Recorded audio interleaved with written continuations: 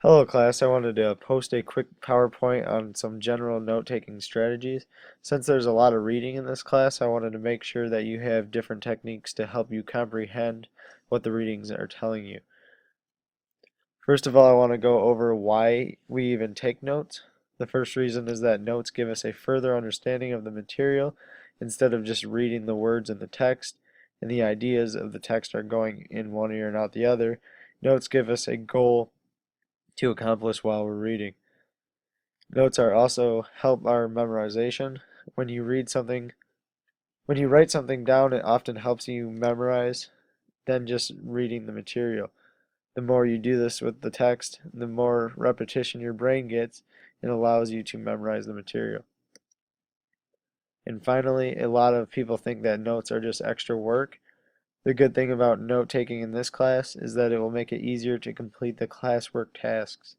When we do the assignments like the coswebs that we just completed, it will be easier to just go back and skim your notes rather than going back through the whole text.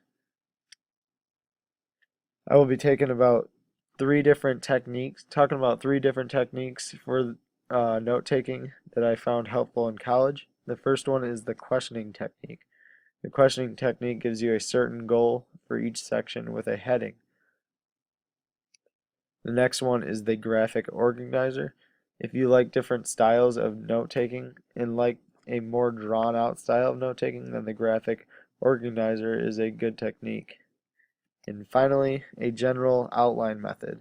If you are straight to the point and want to simply indent your notes, and that works well for you, then the outline method is the way to go. Let's start by explaining how the questioning strategy works. The first thing you're going to do when choosing the questioning strategy is to go through the section you are reading and read each heading in the section. If there are no headings, you want to read the first sentence in each section. The next task is to create a question for the name of the section.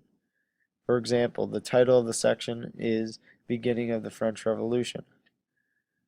I felt that a good question for this is what caused the French Revolution? So I write that down. Now I might not be able to find the answer to that question about the title until I am done reading the whole section. So I will just leave a space to answer that later. Then I will go to the section in the next section in the text. In this case, it is the Enlightenment. My question that I created for this section is, what impacts did the Enlightenment have on the French Revolution? After reading the section, I have created a few bullet points that help me answer that question. I felt that the sentence that the French Revolution censored books and pamphlets the French government censored books and pamphlets and sent thinkers and writers to prison was important. The action triggers the society. The government is not allowing people to think, so that is a huge issue that impacted the revolution. I continued by listing two more bullet points on that section, again that I feel are helpful on answering my question that I've created. You can see below I also included public opinion became a force and power in society, and the Enlightenment influenced people to play roles in society and government. The next strategy is a graphic organizer. There are many different ways you could set up a graphic organizer depending on the reading that you are doing. If you Google graphic organizers, there are thousands of different options. I created the one that I felt is most beneficial for this particular text. This particular setup allows me to create a general topic and then narrow down that topic into different pieces about the topic.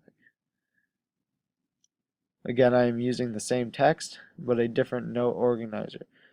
In the centerpiece of my organizer, I want to put the title of the text. Then in the longer box below, I want to write a certain goal that I will be focusing on. It could be a question again, or simply a statement. In this case, I use a statement. In this section, I will be looking for the causes of the French Revolution. Next, I go back to that first section. I again feel that the Enlightenment had a big impact on the French Revolution. I use those same reasons as before in the questioning strategy. I highlighted them there in the text. If I go back to my chart, I will put down the Enlightenment in the first box. Then below it, I will take those few key points that I pointed out in the questioning strategy, why the Enlightenment affected the French Revolution. The next section I did was on King Louis XV. This is on page 439 of the easier reading packet. I simply put Louis XV in the top box. Then I listed some reasons that he impacted the French Revolution. Some of those reasons I felt were important was he fought in costly wars. The next bullet point I also wanted to include was those were not only costly wars, but France did not benefit from those wars. And finally, an important factor was the kind of personality he had. He did not have a very good personality or an attitude, and I feel that leads to poor leadership skills. So this is a good strategy if you wanted to include some simple drawings while reading. Again, that is a more simple graphic organizer. If you Google search them, there are thousands of different options out there. The final method is that I mentioned from the beginning of the PowerPoint is the outline method. This is a more straightforward, straight to the point method. This is where you would simply take those sections in your reading and outline them. Similar to the questioning strategy, you would want to take a little information from each part of the text, but you don't need to write them out as a question. I used the Enlightenment one last time to show an example. I would just indent and include those factors that I felt were important. The next section was the Revolution in Great Britain and America. And I wrote a quick summary for this section. Not all sections are going to have the same amount of notes, but if the author is designating a whole section towards the topic, then it is usually something that is important. I wrapped up by summarizing France's economy. I wanted to quickly jump back to talking about the questioning strategy. Before this is a section that sometimes would create a difficult time trying to create a question. All the section says is France's economy. Well, I struggled to make a question with only that amount of information. If you then read that first sentence, it says, in the years leading up to the French Revolution, France's economy began to fail. This gives me more information to create a question. Why was France's economy failing? And then I listed some different bullet points that answer that question. Cost of foreign wars, tax refusals, luxurious and unneeded spending by the royal family.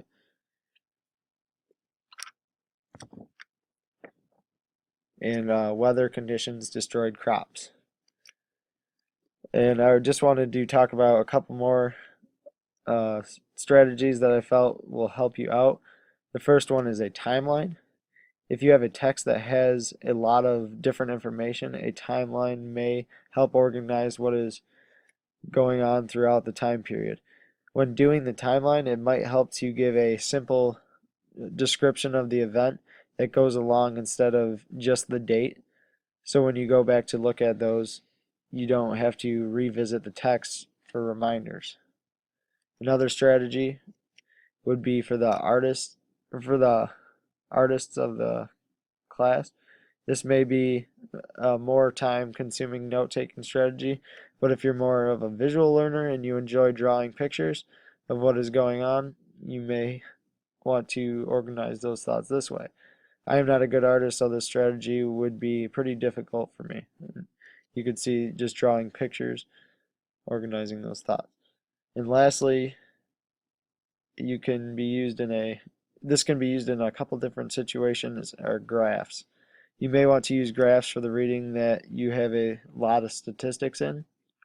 The one statistic that I wanted to lay out in this particular reading was the population of each estate.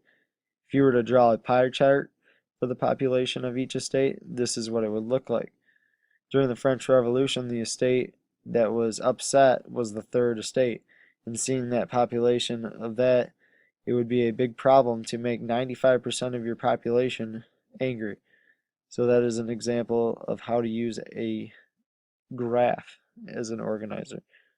Again, I wanted to just give you some ways that I felt helped me in college when reading through some texts.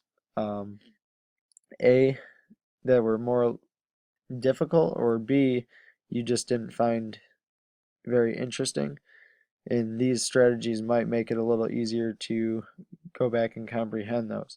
Some of these strategies look like a lot more work, but in the end, when it comes to doing assignments or studying for a test, it really makes things 10 times easier. You basically could take those notes and spread them throughout your causes web, and it also gives you a better understanding of the text.